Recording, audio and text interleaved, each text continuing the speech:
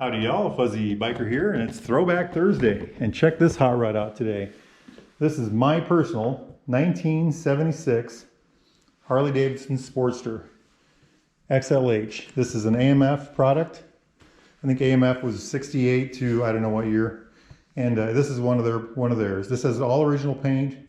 The pipes are aftermarket and the carburetor is aftermarket. I have a Mikuni carburetor. I've got the original carburetor and the original oval air cleaner, all that. I've got all that. So it's the only thing the bike really doesn't have that was original is the pipes. I still got all the other stuff. Original seat, original blah, blah, blah. Anyway, beautiful machine. Had this, I think it's like a 998cc engine. Produced about 58 horsepower, about 50 foot-pounds of torque. V-twin, more stroke than bore. They called them an iron head because these cylinders were iron, and then the heads, the actual heads themselves, were also iron. So they called it an iron head. Very heavy. And beautiful motorcycle. Has a 4-speed transmission. Shifter. Look at this big long shifter big long shifter on that side. That whole thing. It's just every time I take that off to get into the primary, it's amazes me. The big cast piece. And that's all original, by the way. The other thing the bike didn't have when we got it was the battery. This was all gone, so we've got to get a new battery case.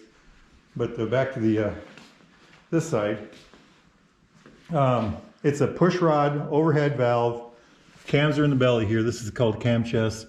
The valves are at top. 2 valve per cylinder, 1 exhaust, 1 intake. 4 cams down here, each one running a push rod. Very easy to adjust the valves. You pop this little clip out and slide this up, and there's a little adjuster there. You dead center the head, and then you do your adjustment, and then you put it all back together. No problem at all. You can do it all in about 5 minutes.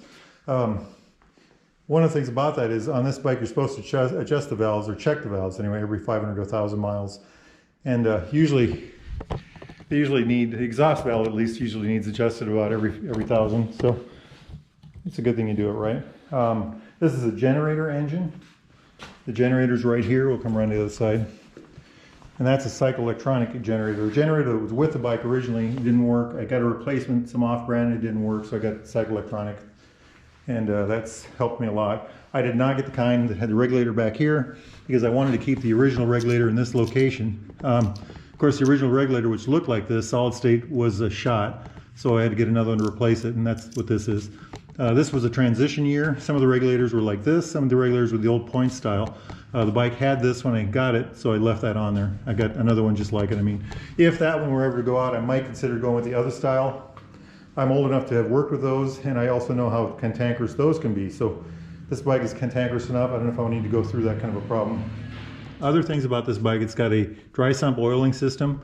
There's the tank right there. There's the oil pump right there. It's a 2-part pump. It's got a pressure pump, which pumps pressure up to the engine all the way to the top and to the where it needs to be, and then a scavenge pump built in, and the scavenge pump pumps the oil back to the tank. Kind of a neat system. The old, a lot of motorcycles, even new ones, have that now, but for the most part they don't. But very interesting. I love that engine. It's simple. It's great to work on. We rebuilt the whole top end. Everything from here up is new. We've been redone. New cylinders, new pistons, all that neat stuff. The ignition system, when I got it, this bike belonged to a friend of mine. He bought it new. He had put a hot rod ignition in it, so we took all that out. The ignition system from the cams all the way, from the engine all the way up to the spark plug, all that's new. New mechanical advance, new points. I put it back to points. I'm old enough to appreciate points. New coil, everything's new. So I love it, just love it. I already said the pipes were an aftermarket. Barry put those on. I'm not going to change those. To get original pipes is quite a bit of money, and I like the way this sounds. Very nice engine. That is a oil cooler right there, and kind of a chrome thingy, neat. Other things about it, it's got a beautiful disc brake in the front,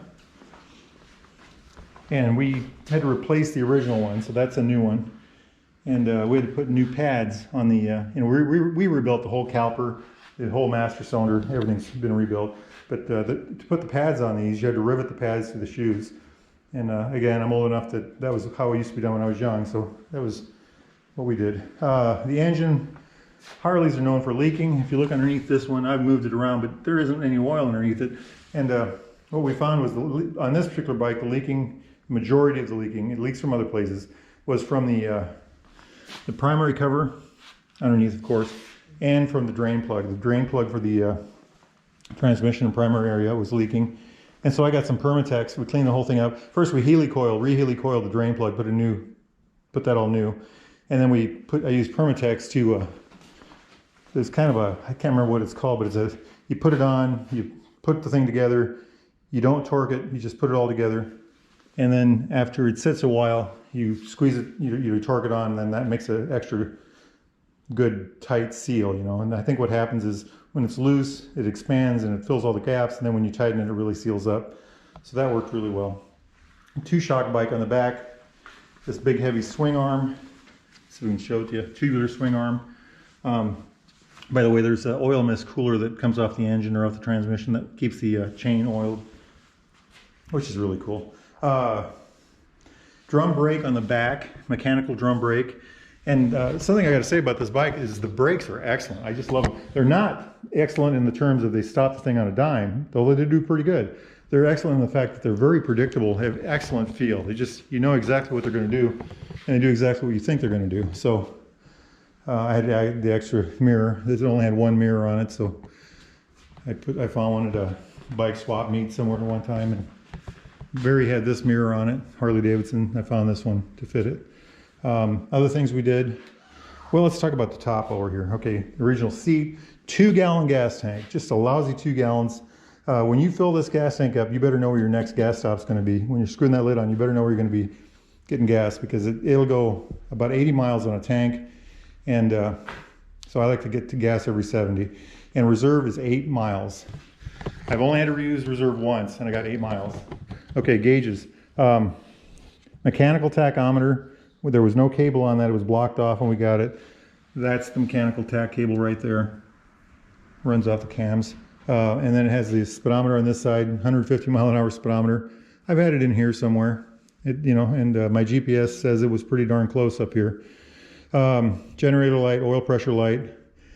That generator light stopped working one day, so I went to take it out and replace it, and I broke the other one, so I replaced both of them. But look at this, isn't that just kind of cool? This is these are rubber mounted bars, you know.